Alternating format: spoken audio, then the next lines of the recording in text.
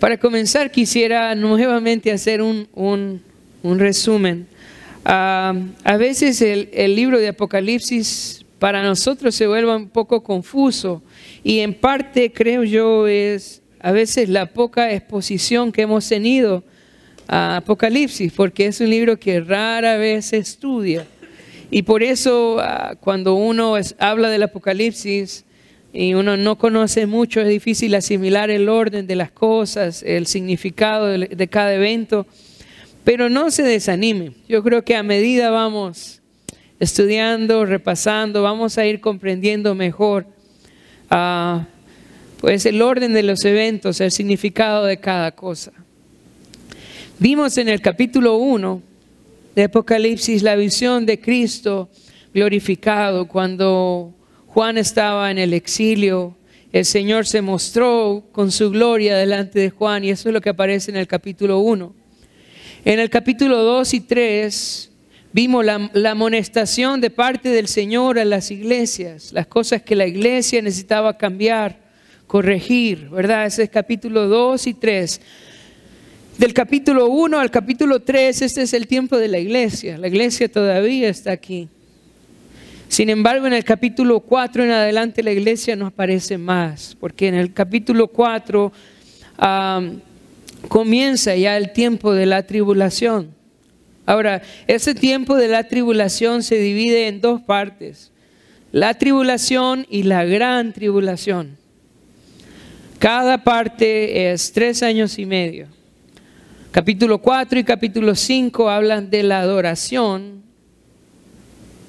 antes de comenzar la tribulación. Esta adoración es por los 4 seres vivientes, por los 24 ancianos, por los ángeles que son millones de millones y por la creación.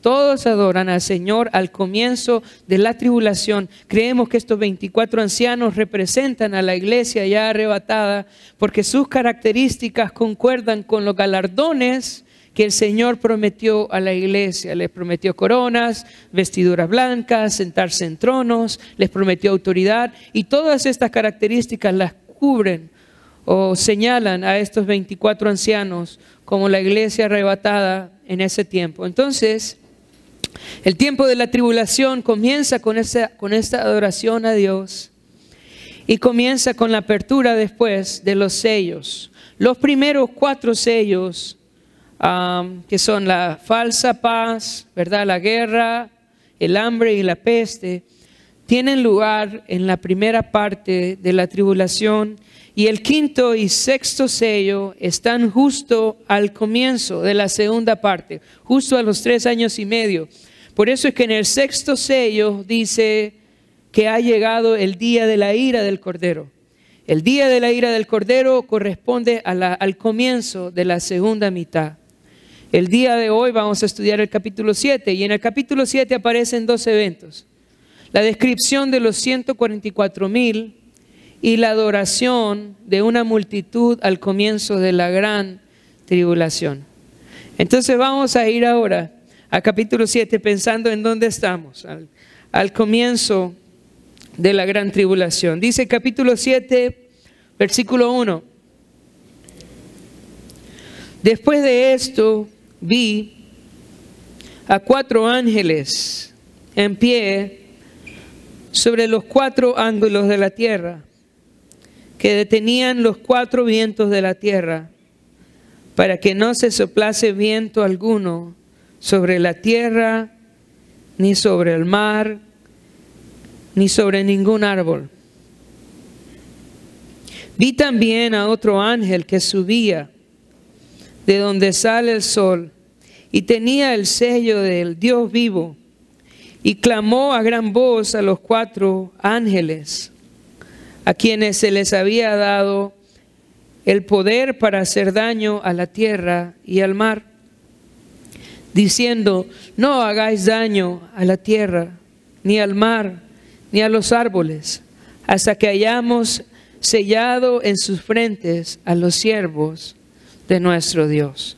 Si ustedes recuerdan, el 6º sello consiste en un gran terremoto, el cielo se oscurece, el sol deja de dar su luz, la luna se convierte en sangre y algunas estrellas caen sobre la tierra y la tierra se mueve de su lugar. Luego Juan ve, después de este sexto sello, a 4 ángeles que estaban deteniendo los vientos para que no soplase sobre la tierra, sobre el mar y sobre los árboles. Y dice que estos 4 ángeles se les había dado autoridad para hacer daño a la tierra, al mar y a los árboles. No sé si puedes imaginar lo que sería estar un tiempo sin aire, sin viento sobre la tierra. Yo recuerdo en San Pedro cuando se iba la luz en la noche, eran noches de oración, toda la noche, orando. Porque no se podía dormir, no se podía dormir. Yo no puedo imaginar ese tiempo en donde los ángeles están deteniendo el viento sobre la tierra para que no soplase sobre ninguno. Un tiempo de tormento acá, de mucho calor. Al final del pasaje dice que cuando estas personas que vienen a Cristo en la tribulación entran al cielo, ya no sufren de calor, porque el calor aquí en ese tiempo era una cuestión realmente difícil, porque no hay aire, no está soplando el aire, los ángeles están deteniéndolo. Ahora, luego aparece un quinto ángel y le dice, este quinto ángel trae el sello de Dios. Y le dice a los 4 ángeles, no hagan daño hasta que nosotros sellemos a los siervos de Dios. Los iban a sellar en sus frentes. Y este sello simboliza por lo menos 3 cosas. Propiedad. Significa que son siervos de Dios, que le pertenecen a Dios. Significa protección también, porque esas personas a quien iban a sellar iban a ser protegidos por Dios para el ministerio al cual se les iba a encomendar. Y la tercera es provisión, porque Dios iba a proveer para estos que eran sellados por Dios. Entonces estos ángeles no tenían permiso de hacer daño sobre la tierra hasta que estos siervos de Dios fueran sellados. Ahora vamos a pensar en estos que fueron sellados. ¿Quiénes son? Vamos a leer del versículo 4 al versículo 8. Dice, y oí el número de los sellados, 144,000 sellados de todas las tribus de los hijos de Israel. De la tribu de Judá, 12,000 sellados. De la tribu de Rubén, 12,000 sellados. De la tribu de Gad, 12,000 sellados. De la tribu de Aser, 12,000 sellados. De la tribu de Neftalí, 12,000 sellados. De la tribu de Manasés, 12,000 sellados. De la tribu de Simeón, 12,000 sellados. De la tribu de Leví, 12,000 sellados. De la tribu de Isaacar, 12,000 sellados. De la tribu de Zabulón, 12,000 sellados. De la tribu de José, 12,000 sellados. De la tribu de Benjamín, 12,000 sellados. Entonces, ¿quiénes son estas personas? Son personas que Dios ha escogido en el tiempo de la gran tribulación para que vayan y hagan la labor de evangelistas en ese tiempo. Aunque la ira del Cordero está sobre los hombres, a la par está su misericordia también salvando personas. Y Dios selecciona a estos 144,000 para que puedan llevar el evangelio del reino hasta lo último de la tierra, según lo que dice Mateo 24. Ahora, muchos hoy en día han dicho que son estos 144,000. Hay muchos grupos de personas que se han autodenominado los 144,000. Ahora, en la Escritura estos 144,000 son judíos, son judíos. Muchos alegan de que este número es figurativo. Sin embargo, en el texto no hay ninguna razón por la cual pensar que no se refiere a un número concreto, 144,000 personas, y luego describe cuántos hay en cada tribu de Israel, cuántos son de cada tribu, y dice que son 12,000 de cada tribu. Así que cuando alguien dice, bueno, yo soy parte de los 144,000, hay que preguntarle, ¿y usted de qué tribu es? ¿Verdad? Porque estos 144,000 pertenecen a las diferentes tribus del pueblo de Israel. Ellos van a hacer una labor de evangelismo. Si el Señor no los sellara en ese momento, si el Señor no pusiera el sello en su frente, ellos no podrían hacer el ministerio porque serían muertos inmediatamente por el anticristo y por la gente de ese tiempo. Los matarían como matan a los demás cristianos. Sin embargo, ese sello en su frente los protege. ¿Para qué? Para que puedan llevar el evangelio en el tiempo de la gran tribulación. Ahora, ¿qué tanto pueden hacer estos 144,000 judíos en este tan corto tiempo? Bueno, yo creo que a veces necesitamos conocer más sobre los judíos, pero los judíos pueden hacer muchas cosas. Hoy en día, si usted estudia un poquito acerca de sus logros, ellos pareciera que son otro tipo de gente. Ahora, en el Nuevo Testamento aparece el ministerio de un judío, el ministerio del apóstol Pablo. Yo quiero que pienses un momento cómo el Señor usó a este judío para alcanzar casi todo Asia y Europa. Un judío. Si nosotros pensamos en la iglesia, nosotros le debemos mucho al ministerio del apóstol Pablo. Él fue el que comenzó todo este movimiento a los gentiles. Él fue un judío. Ahora quiero que pienses el resultado del trabajo de 144,000 judíos evangelistas en el tiempo de la tribulación. ¿Cómo será el impacto de su ministerio en ese tiempo? Aparte de eso, aparte del ministerio de estos 144,000 judíos enfocados en la predicación del evangelio, quiero que pienses el ambiente que está viviendo el mundo en ese momento. Cuando uno sube en un avión, ¿verdad? Y escucha a la aeromoza con su cinturón dando instrucción, ¿qué está haciendo todo el mundo? Cualquier cosa menos escuchando a la aeromoza, ¿verdad? Pero si el avión va en picada y el piloto dijese, en 5 minutos nos estrellamos, yo le aseguro que agarramos todos los panfletos de seguridad y queremos leer todo. Y piensa la humanidad recibiendo la ira de Dios y el ministerio de estos 144,000 judíos compartiendo el evangelio. ¿Cuál va a ser el resultado de eso?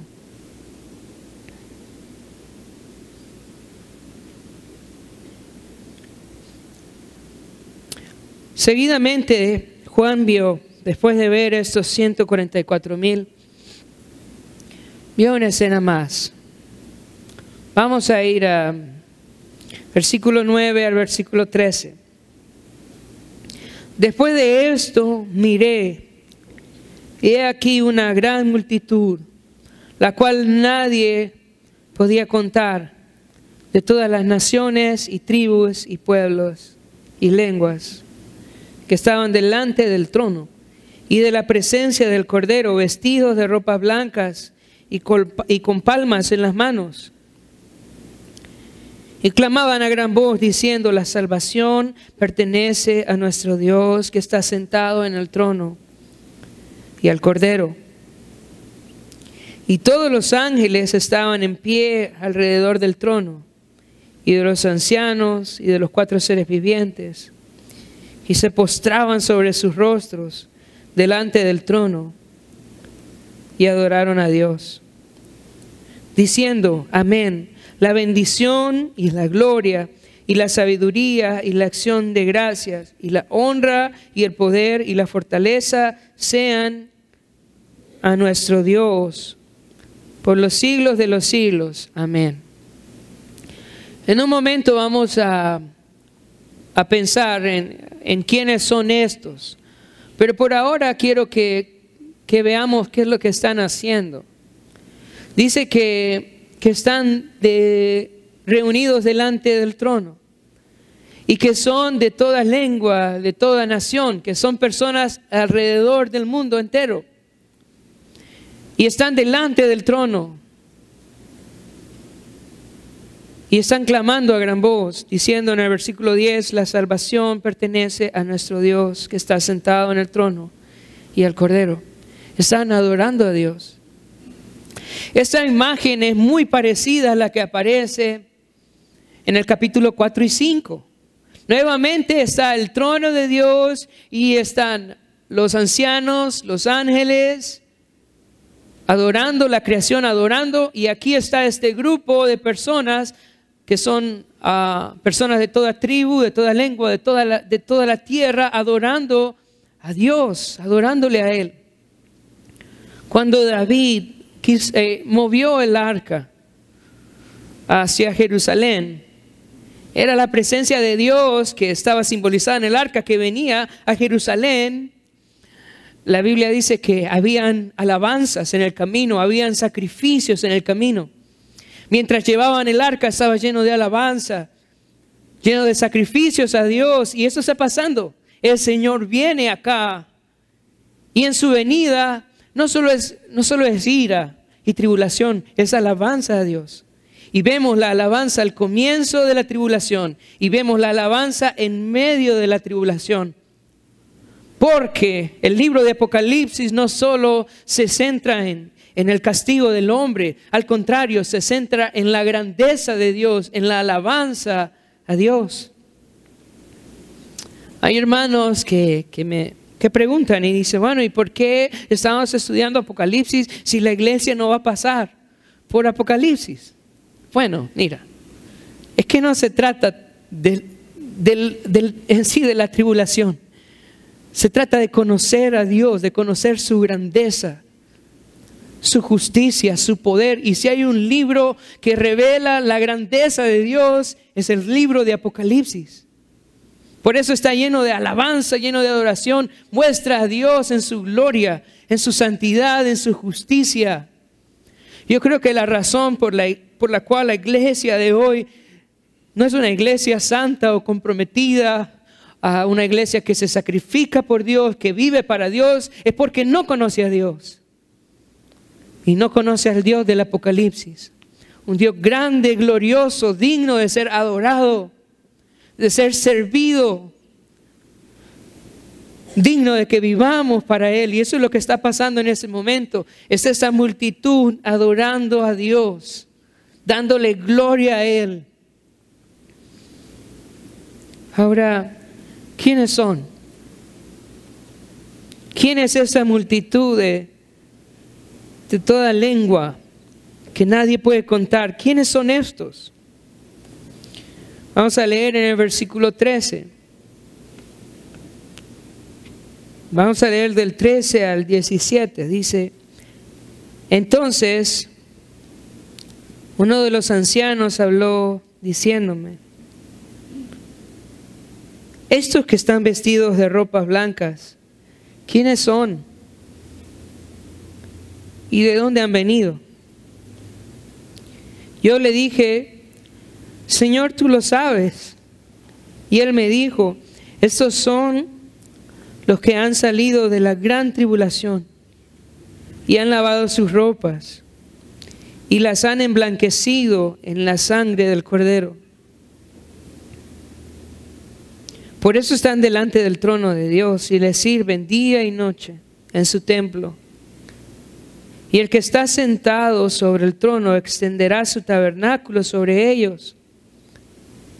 Ya no tendrán hambre ni sed, y el sol no caerá más sobre ellos, ni calor alguno.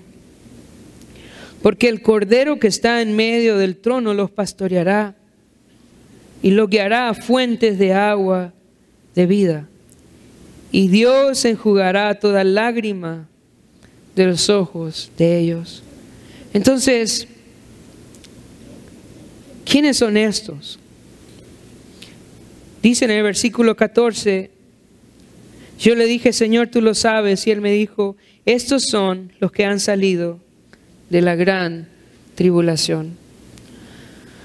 Ese verbo que se usa ahí, han salido en español suena como perfecto, pero en griego realmente es participio pasivo. Y la idea es que están saliendo, que siguen saliendo. No es un grupo que está completo, es un grupo que sigue creciendo momento a momento. Estos 144,000 judíos salen a compartir el evangelio en este tiempo de tribulación. ¿Y qué hace la gente? Empieza a convertirse. ¿Y qué empieza a pasar? Los empiezan a matar. ¿Y a dónde van a llegar? Al trono. Y ahí se congrega esa multitud de mártires en la tribulación por causa de Jesucristo. ¿Y qué hacen? Empiezan a adorar a Dios. Han salido. Dice en el pasaje que ellos han lavado sus vestiduras con la sangre del Cordero. Creyeron en el evangelio en medio de la tribulación.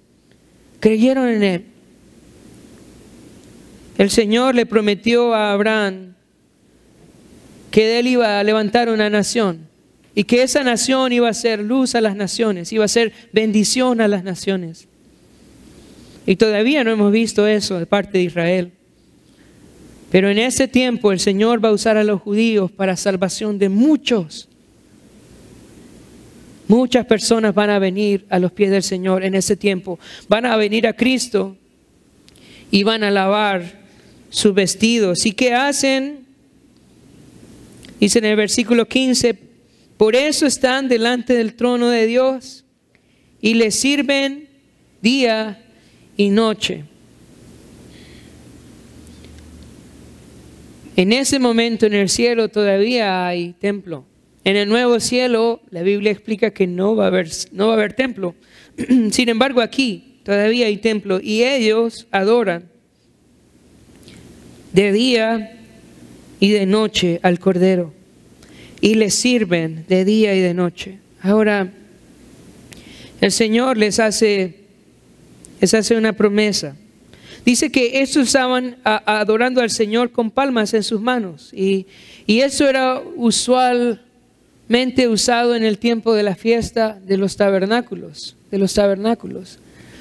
Los judíos en septiembre más o menos celebran la fiesta de los tabernáculos. Y celebran cómo vivieron en tabernáculos en el desierto y el Señor los cuidó en el desierto. Celebran eso. En el versículo 15 al final dice que el Señor extenderá su tabernáculo sobre ellos,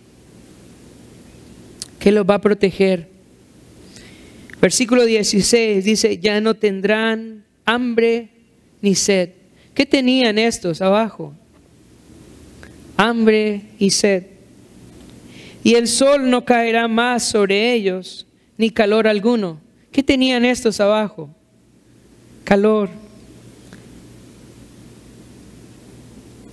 Versículo 17, porque el Cordero que está en medio del trono los pastoreará y los guiará a fuentes de agua de vida, y Dios enjugará toda lágrima de los ojos de ellos.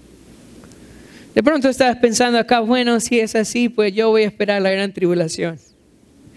Somos tan listos nosotros, ¿verdad? Se nos vienen unas ideas. No, hermano, no. El tiempo de venir a Cristo es hoy. Eso va a ser bien difícil, bien complicado. Nadie te asegura que vas a estar vivo hasta la gran tribulación. Nadie te asegura que te vas a arrepentir en la gran tribulación. Hoy es el día de arrepentimiento.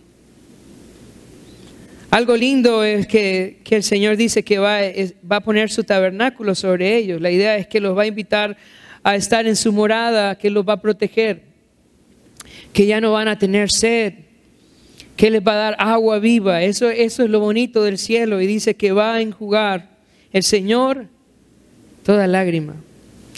Hermanos, ¿dónde se terminan nuestros problemas? ¿Dónde vamos a encontrar de verdad completa tranquilidad? ¿Dónde? en el cielo, ahí, ¿verdad? A veces queremos que Dios resuelva nuestros problemas ahorita, ya. Y nos enojamos con Dios. Y nos enojamos con la iglesia también, porque creemos que la iglesia puede resolver nuestros problemas. Nuestros problemas terminan cuando entremos en la presencia de Dios. Jesús dijo, en este mundo tendréis aflicciones, así va a ser aquí, pero un día se va a terminar toda nuestra aflicción. ¿Cuándo? Cuando entremos a la presencia de Dios, no sufriremos más. Ahora, ¿cuál es el requisito para entrar? La Biblia dice que ellos han lavado sus vestidos en la sangre del Cordero. ¿Cuál es el requisito para que entremos a la presencia de Dios? Haber lavado nuestros vestidos en la sangre del Cordero. Por medio de la fe y el arrepentimiento, haber recibido a Cristo como nuestro Señor y Salvador. Es el único requisito para poder entrar al reino de Dios. Para terminar, tengo dos preguntas. Vemos acá estos 144,000 que el Señor eligió, selló para llevar el Evangelio. La primera pregunta es, bueno, voy a dar una premisa antes de hacer la pregunta. ¿En ese tiempo el Señor ha sellado a alguno? ¿En el tiempo de la iglesia hay algunos sellados? ¿Qué piensan? Pues de pronto no de los 144,000, ¿verdad? Pero la Biblia dice que cuando nosotros creímos, fuimos sellados con el Espíritu Santo de la promesa. Estos en el Apocalipsis fueron sellados con la misión de llevar el Evangelio hasta lo último de la tierra. Yo quiero preguntarte, a los sellados en este tiempo, ¿Dios le ha dado algún mandamiento? ¿Alguna misión? Sí. Y nuestra misión es llevar el Evangelio hasta lo último de la tierra. En nuestro trabajo, compartir el Evangelio. Pensando en eso, ¿estamos compartiendo el Evangelio? ¿Estamos hablándole a las personas del amor de Dios y de la ira venidera? ¿Estamos animándolos a que vengan al Señor y alcancen la misericordia de Dios? ¿Sabes? No tienes que ser un gran evangelista para hablar del Señor. Simplemente debes amar a Dios, debes ser obediente, de eso se trata. ¿Recuerdas el ciego, verdad? Aquel que le empezaron a hacer preguntas acerca de Jesús y él dijo, bueno, yo no sé, lo que sé es que antes era ciego y ahora veo. Ese fue su testimonio, era lo que él tenía. Y de pronto no sabes mucho de teología, de doctrina, pero puedes dar testimonio de que el Señor te ha salvado, de que en Él hay salvación, de que en Él hay perdón. Puedes invitarlos a venir a la iglesia, puedes invitarlos a ir a un grupo casa, puedes invitarles a hablar del Señor, puedes hacerlo. Y no solo puedes, debes, porque el Señor ha escogido a su iglesia para que lleve el Evangelio hasta lo último de la tierra en nuestra generación. En la tribulación nos van a ser los 144,000. Pero en este tiempo, ¿a quién le toca? Nos toca a nosotros. Nuestro trabajo. La segunda pregunta que tengo para usted en esta mañana, ¿usted ha lavado su ropa en la sangre del Cordero? ¿Ha emblanquecido sus vestidos en la sangre del Cordero? ¿Tiene una relación personal con Dios verdadera? Y si no es así, yo quiero esa mañana invitarle a recibir a Cristo en su corazón, arrepentirse de sus pecados y seguirle a Él, vivir para Él. Hoy es el día de salvación. La Biblia hace énfasis en esa parte, en una relación con Él, en prepararnos para su venida. La Biblia no dice, está confiado en la venida de Cristo. Eso no lo encuentra en la Biblia. Lo que la Biblia dice es velar, orar. Lo que la Biblia dice es santifíquese. Si usted está confiado porque dice, yo estoy confiado, algo no anda bien, porque eso no es lo que la Biblia dice. La Biblia dice que se prepare. La Biblia dice que vele, que se despierte, que se comprometa con Él, que viva para Él. Eso es lo que la Biblia nos enseña. Así se espera al Señor. Y si aún no está listo, yo quiero animarle. Aún hay tiempo para lavar sus vestidos en la sangre del Cordero.